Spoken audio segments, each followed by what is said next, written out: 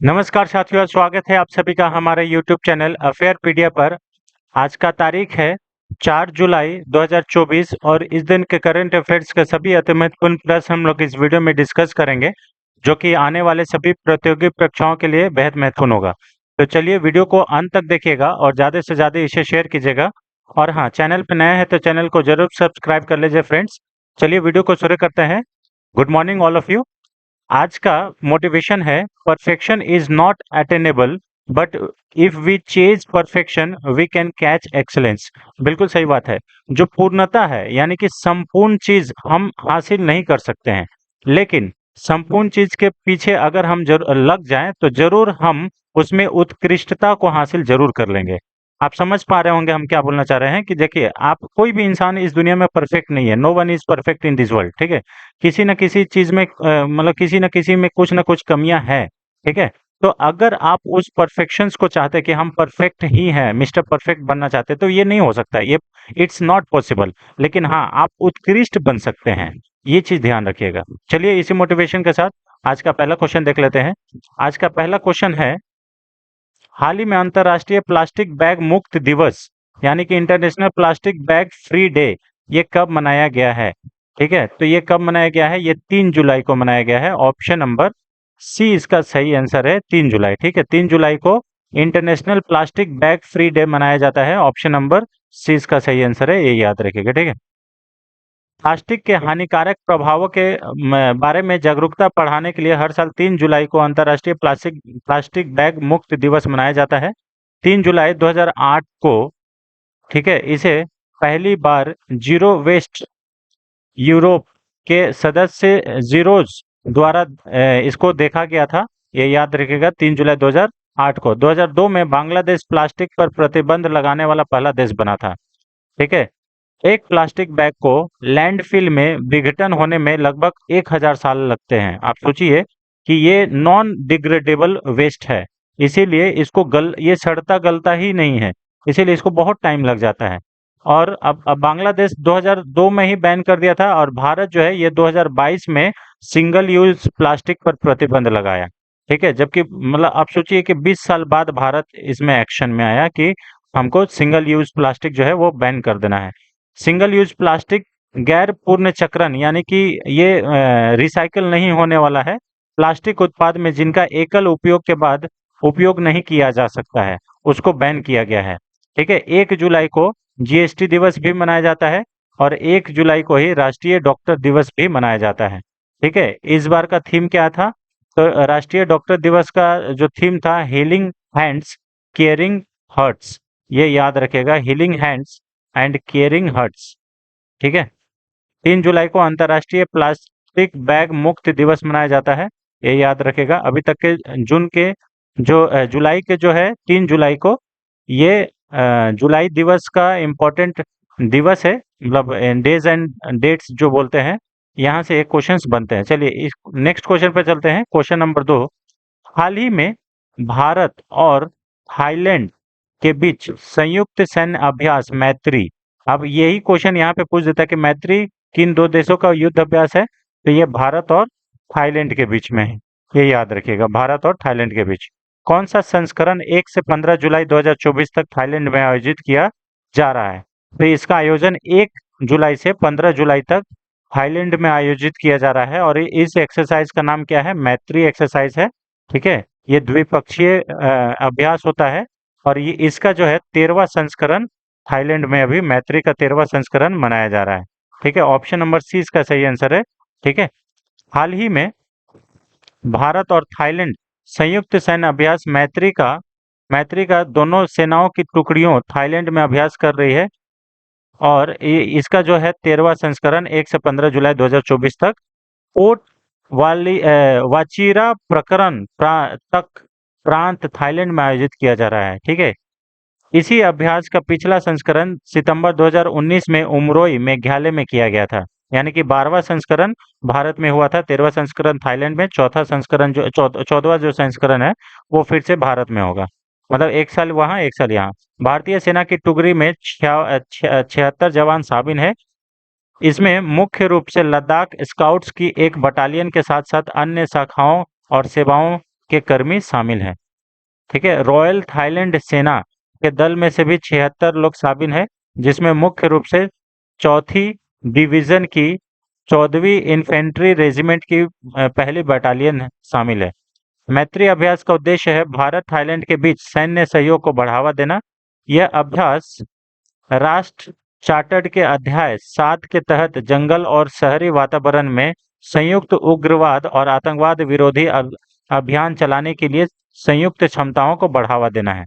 ठीक है, ये याद रखिएगा। तो इसमें सारा चीज मैत्री जो है वो भारत और थाईलैंड के बीच।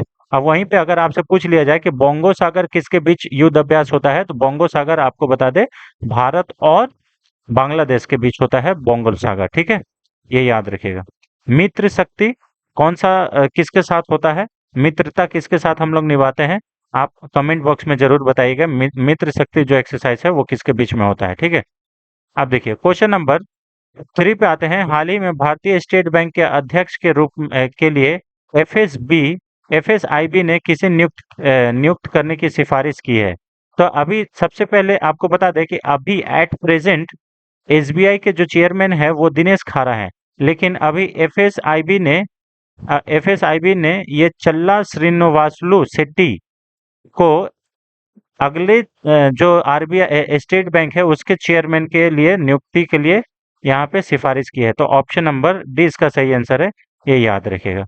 ठीक है, चल्ला श्रीनिवासन जो कि भारतीय स्टेट बैंक के प्रबंध निदेशक के रूप में कार्यरत है, वो वित्तीय सेवा संस्थान ब्यूरो ने एसबीआई के अध्यक्ष के रूप में अनुशासित किया है। एसबीआई के अध्यक्ष पद के लिए एफएसआईबी ने 3 प्रबंध निदेशकों का साक्षात्कार किया है। दिनेश कुमार खारा 7 अक्टूबर 2020 को एसबीआई के अध्यक्ष के रूप में नियुक्त किया गया था और वह 28 अगस्त 2024 को रिटायर हो रहे हैं। ठीक है, इसलिए इनकी जगह पे अब ये जो है श्रीनिवासन शेट्टी जो लेंगे वो याद रखेगा। ठीक है, एफएसआईबी की स्थापना 2022 में की गई थी और वर्तमान में इसके अध्यक्ष भानु प्रताप शर्मा हैं। भानु प्रताप शर्मा हैं। ठीक है, एफएसआईबी है क्या, तो यह एक स्वायत्त निकाय है जो सरकारी वित्तीय सेवा संस्थाओं के पूर्णकालिक निदेशकों और गैर कार्यकारी अध्यक्षों की नियुक्ति के लिए सिफारिश करने के लिए जिम्मेदार है। ठीक है, यहाँ पे एफएसआईबी आप देख सकते हैं कि ये जो है एफएसआईबी का full form financial services institutions bureau इसका फुल फॉर्म है। ठीक है, और इसकी स्थापना 2022 में किया गया था, ये हम आपको बता दी। ठीक है, चलिए क्वेश्चन नंबर 4 पे आते हैं। हाल ही में 3 जुलाई 2024 को नोमैडिक एलिफेंट, ये हिंदी में भी नोमैडिक एलिफेंट कर लीजिएगा, ये घुमातू हाथी नहीं होगा। नोमैडिक एलिफेंट किन 2 देशों के बीच, मतलब कहाँ पे ये शुरुआत किया गया है। ठीक है, तो नोमैडिक एलिफेंट हम आपको बता दें कि ये भारत और मंगोलिया के बीच होता है। ठीक है, इंडिया और मंगोलिया के बीच में होता है।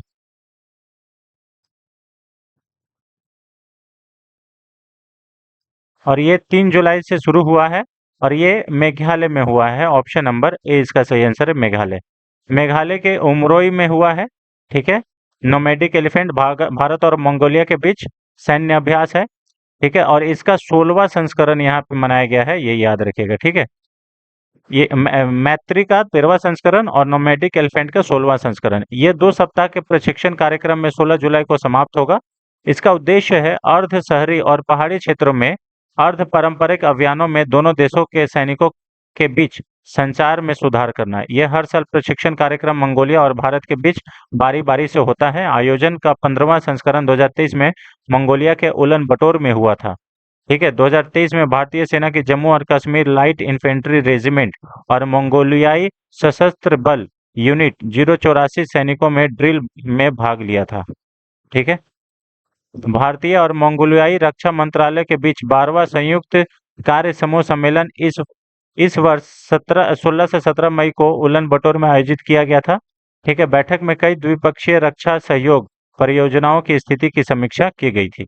ठीक है, तो नोमैडिक एलिफेंट भारत और मंगोलिया के बीच होता है, ये याद रखेगा। अगर आपसे पूछे कि हैंड इन हैंड किन 2 देशों के बीच एक्सरसाइज होता है, तो हैंड इन हैंड जो है वो आपका चाइना के साथ होता है, भारत और चाइना के साथ। अगर आपसे पूछे कि सूर्य किरण किन दो देशों के बीच एक्सरसाइज होता है, तो भारत और नेपाल के साथ सूर्य किरण होता है, ये याद रखेगा, ठीक है।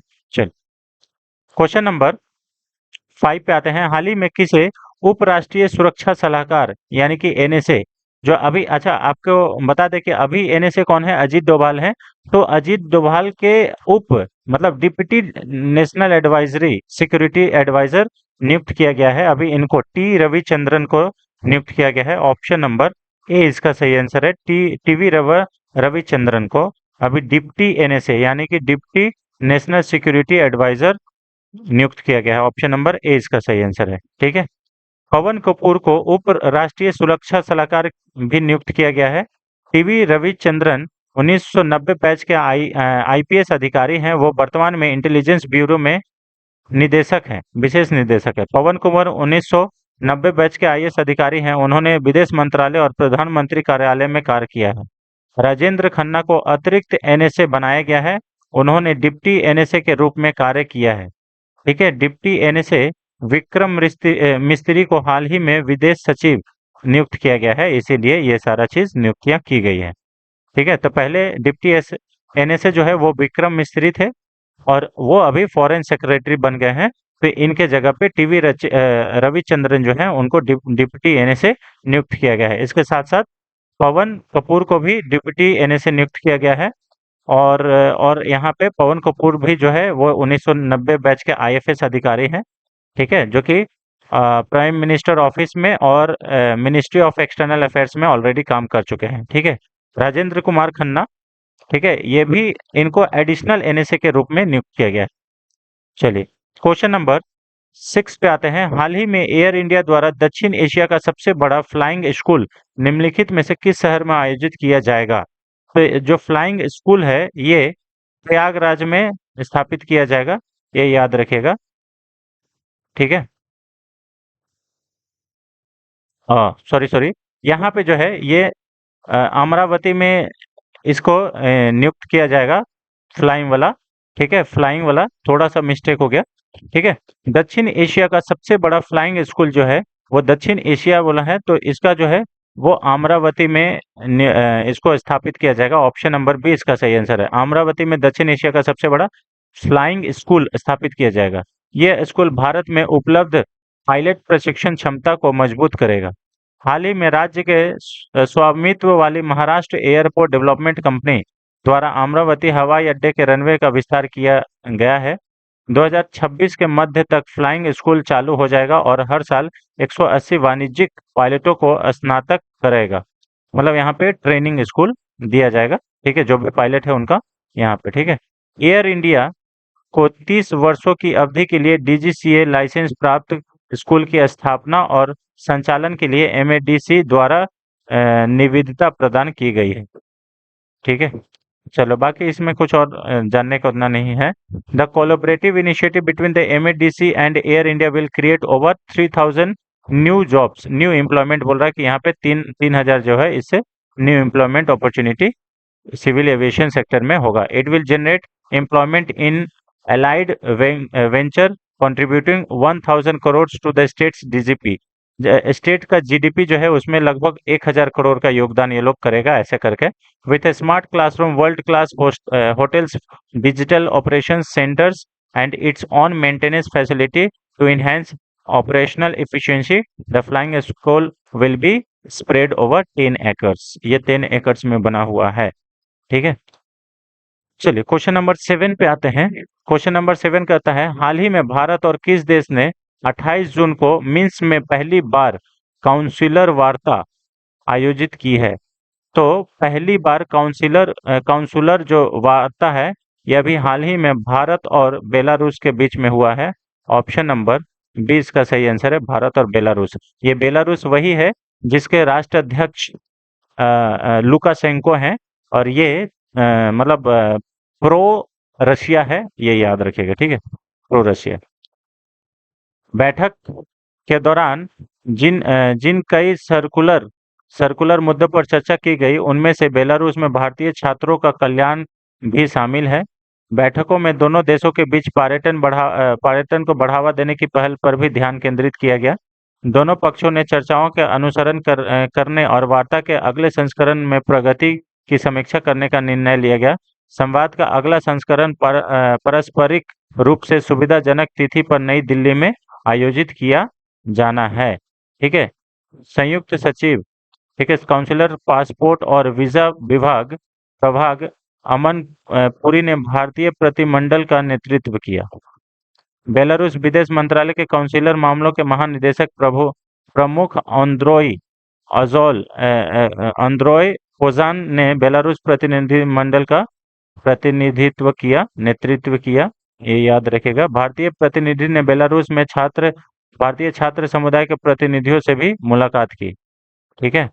यहाँ पे देखिए, भारत में बेलारूस के राजदूत मिखाइल मिखाइल कास्को ने हाल ही में भारत की मेक इन इंडिया और स्मार्ट सिटीज पहल के लिए समर्थन किया है। ठीक है, ये याद रखिएगा, इंपॉर्टेंट। चलिए क्वेश्चन नंबर 8 पे आते हैं। हाल ही में भारत के पहले सौर मिशन आदित्य L1 अंतरिक्ष यान ने अपनी पहली प्रभा मंडल कक्षा यात्रा कितने दिनों में पूरी कर ली है? ठीक है, तो Aditya L1 spacecraft completed it's first hello orbit journey in how many days? तो ये 178 दिन में ये कंप्लीट कर लिया है, ये याद रखिएगा, 178 डेज। वेधशाला उपग्रह 6 जनवरी 2024 को अपनी लंचित प्रभा मंडल कक्षा में पहुंच गया। यह महत्वपूर्ण हिस्सा UR राव सैटेलाइट सेंटर में विकसित अत्याधुनिक उड़ान गतिशीलता सॉफ्टवेयर से संभव हुआ। अंतरिक्ष यान ने एक सटीक त्रियामी प्रक्षेप पत्र लिया। 2 जुलाई को थ्रस्ट की अंतिम फायरिंग ने अंतरिक्ष यान को आवश्यक कक्षा में वापस स्थापित कर दिया। हेलो कक्षा में अपनी यात्रा के दौरान आदित्य L1 अंतरिक्ष यान को विभिन्न मजबूत और अस्थिर ताकतों का सामना करना पड़ा। आदित्य L1 विद्युत चुंबकीय और कण डिटेक्टर का उपयोग करके सूर्य के प्रकाश मंडल, क्रोमोस्फीयर और कोरोना का निरीक्षण करने के लिए 7 पेलोड ले गया है।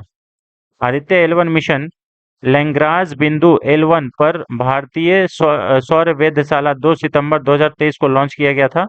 लैग्रांज पॉइंट सूर्य और पृथ्वी के बीच का पॉइंट है। यह पृथ्वी 101.5 मिलियन की दूरी पर है और यही एक पॉइंट है जहां पे जो ग्रेविटेशनल पुल और पुश जो फोर्स है, ग्रेविटेशनल पुल फोर्स जो है वो आपका 0 हो जाता है। ठीक है, between the sun and earth. Question number 9 पे आते हैं।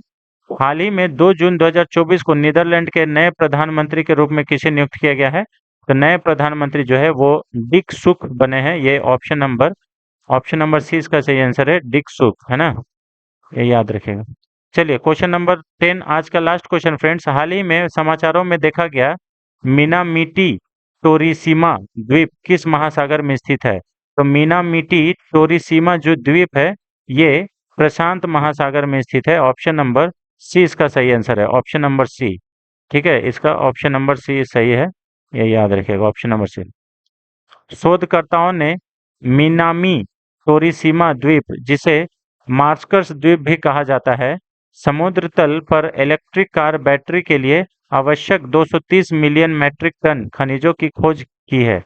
टोक्यो के दक्षिण पूर्व में उत्तर पश्चिम प्रशांत महासागर में स्थित इस पृथक जापानी एटोल का आकार त्रिकोणीय है। अगर आपसे पूछा जाए कि ये जो द्वीप है ये कौन सा देश में है, तो जापान में इसका आंसर सही होगा। ठीक है, तो यहाँ पे बैटरी के लिए कुछ मतलब खनिज का खोज किया गया है, इसीलिए ये जो द्वीप है ये चर्चा में आ गया। ठीक है, तो ये याद रखिएगा। तो चलिए, ये रहा फ्रेंड्स आज का 10 अति महत्वपूर्ण प्रश्न जो कि आने वाले सभी प्रतियोगी परीक्षाओं के लिए बेहद महत्वपूर्ण होगा। चाहे आप जिस भी एग्जाम्स के लिए तैयारी कर रहे हैं, सभी एग्जाम्स के लिए बेहद महत्वपूर्ण होगा। तो वीडियो को अंत तक देखिएगा और चैनल को जरूर सब्सक्राइब करके जाइएगा friends. Thanks for watching, thank you so much. मिलते हैं नेक्स्ट वीडियो में, तब तक के लिए जय Hind, thank you so much.